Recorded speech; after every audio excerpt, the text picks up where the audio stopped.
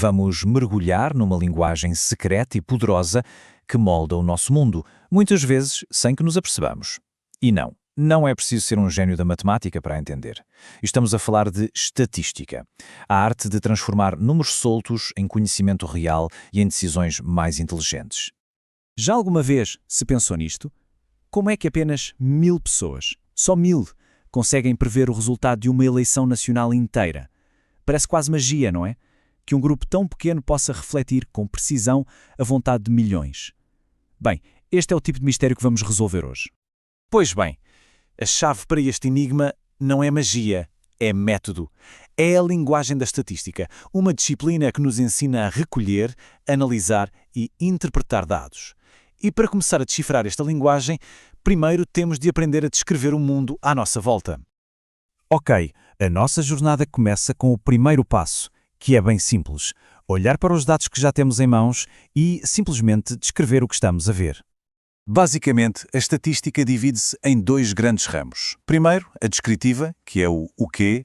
Ela ajuda-nos a organizar e a resumir os dados que já temos. Depois temos a inferencial, que é o e se. É aqui que usamos esses dados para fazer previsões e generalizações. Vamos começar por dominar o quê, certo? A primeira ferramenta no nosso kit, e a mais famosa, é a média. É aquilo em que quase toda a gente pensa quando ouve a palavra média. Somamos tudo e dividimos pelo número de coisas que somamos. É como se fosse o centro de gravidade dos nossos dados. A seguir temos a mediana. Imaginem que pomos todos os nossos números em fila, do mais pequeno ao maior. A mediana é o valor que fica exatamente ali no meio. Metade dos dados para um lado, a outra metade para o outro. Simples. E por fim, a moda. Olha, esta é talvez a mais fácil de perceber. É simplesmente o valor que aparece mais vezes. Se estivéssemos a ver as cores de carros mais vendidas num país, a moda seria a cor que toda a gente parece estar a comprar. Então, qual delas usar? E quando? Bem, a média é ótima porque usa todos os dados, mas tem um ponto fraco. É muito sensível a valores extremos, os tais outliers. Pensem nisto. Imaginem calcular o cenário médio numa sala com 9 estagiários e um bilionário. O resultado ia ser altíssimo, mas não ia representar a realidade da maioria, pois não? É aqui que a mediana brilha. Ela ignora esse valor extremo e dá-nos o verdadeiro ponto central. Já a moda é perfeita para coisas que não são números, como a tal cor do carro mais popular. No fundo, a escolha certa depende sempre da história que os dados nos estão a contar.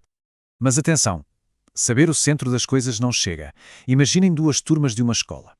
Ambas têm a mesma nota média, digamos 14. Numa turma, quase todos os alunos tiveram notas à volta de 14. Na outra, metade teve 20 e a outra metade teve 8. A média é a mesma, mas as realidades são completamente diferentes. É exatamente por isso que precisamos da dispersão. Medidas como o desvio padrão dizem-nos o quão espalhados estão os dados em relação ao centro. Um desvio baixo significa que está tudo muito juntinho. Há consistência. Pensem nas peças de uma fábrica, que têm de ser todas praticamente idênticas. Um desvio alto significa muita variabilidade, como o risco de um investimento na bolsa. Muito bem. Até agora aprendemos a descrever o que vemos. Mas a verdadeira magia da estatística, o que a torna tão poderosa, é usar essa descrição para dar um salto, o grande salto inferencial. Usar uma pequena parte para entender o todo. E é aqui que voltamos à nossa pergunta do início. Então, a ideia é esta. Para entender uma população de milhões, não precisamos de perguntar a todos. Seria impossível, caríssimo. Demoraria uma eternidade. Em vez disso, o que se faz é estudar um grupo pequeno, mas muito bem escolhido. Uma amostra. É como provar uma colher de sopa para saber o sabor da panela inteira. Não é preciso beber a sopa toda. Claro que o segredo disto tudo está em garantir que a nossa colher, a nossa amostra, seja mesmo representativa da panela toda. Uma amostra bem feita funciona como um espelho em miniatura da população, refletindo a sua diversidade e as suas características mais importantes. E para garantir que essa amostra é um bom reflexo, existem métodos rigorosos. Podemos fazer uma seleção aleatória simples, em que toda a gente tem a mesma chance de ser escolhida. Ou podemos ser sistemáticos, escolhendo pessoas em intervalos regulares de uma lista. Ou de forma ainda mais sofisticada, podemos dividir a população em grupos importantes, por idade, por região, e garantir que a nossa amostra tem a mesma proporção desses grupos. O objetivo é sempre o mesmo: criar um retrato fiel em ponto pequeno. Muito bem, já percebemos a teoria, os comos. Agora vamos ver os porquês. Onde é que esta linguagem secreta aparece no nosso dia-a-dia? A resposta é, basicamente, em todo o lado. Pensem na medicina. Aqui, a estatística pode ser a diferença entre a vida e a morte.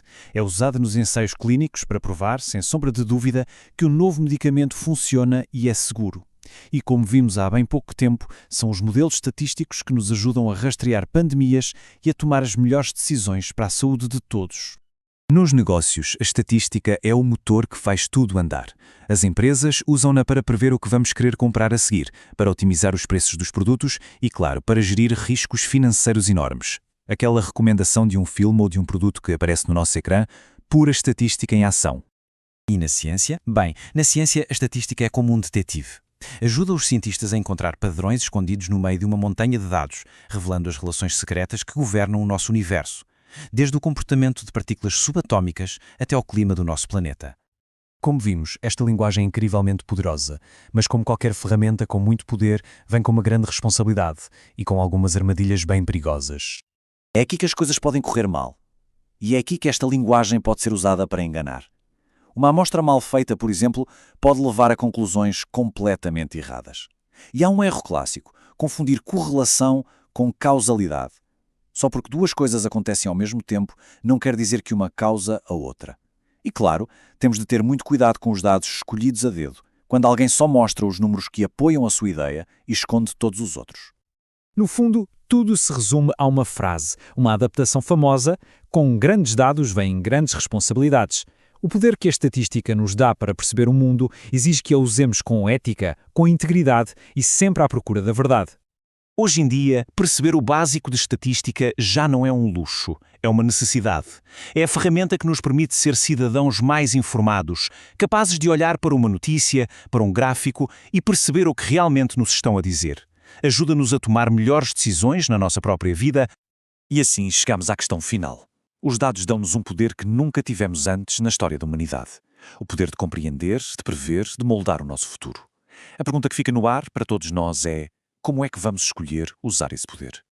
Porque, no final de contas, a escolha é nossa. A escolha de usar esta linguagem fantástica para construir pontos de conhecimento em vez de muros de manipulação. Essa responsabilidade é de todos nós. Muito obrigado por terem acompanhado esta análise.